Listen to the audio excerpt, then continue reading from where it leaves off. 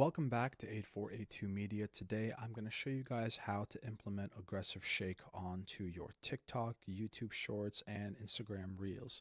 So you're going to want to open up CapCut, put in your clips onto the timeline, and I'm just going to show you guys on one clip so you guys can kind of get the big picture. So we're going to click onto the clip, we're going to go onto Effects, go down to Nightclub, and we're looking for Black Flash 2. So we click on it, drag it down to the timeline, and we want to set it to the exact duration of the clip. We're not going to have to do any edits for the original Black Flash, but we're going to do edits on the rest of the effects. Now we're going to add keyframes to add another dimension to the clip. So it's not zooming in or out right now. So let's get started.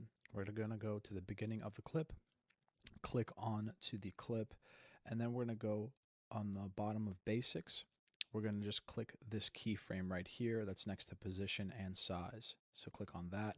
You added a keyframe. You could see it by this kind of sideways triangle right here.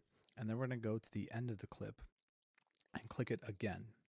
Now that we've clicked it, for the end of the keyframe on scale, we're going to just scale it up and you can see that it's zooming in. Now we're going to go on to animations on the top right corner. And now we have to find swing top left.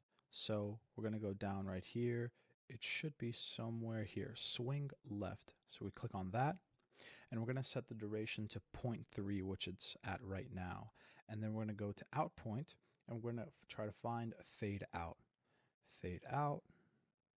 right here. And we click on fade out and we also set it to 0.3 as well.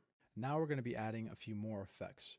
We're going to go back to Nightclub right here and then we're going to go to shake. We click on shake, we drag it down, and then we want to set it to the most minimum duration. So like this. And now we're going to add another shake, and we want it to be the entire length of the clip. We're going to click on shake, and we want to set the duration, the speed, and the strength to 8. And now we're just going to want to copy paste it one time to have two shake effects. Gonna stack it on top of each other. And now we're going to add the blur. So we're going to go to Effects, Open Closing, and we're going to be looking for Oblique Blur.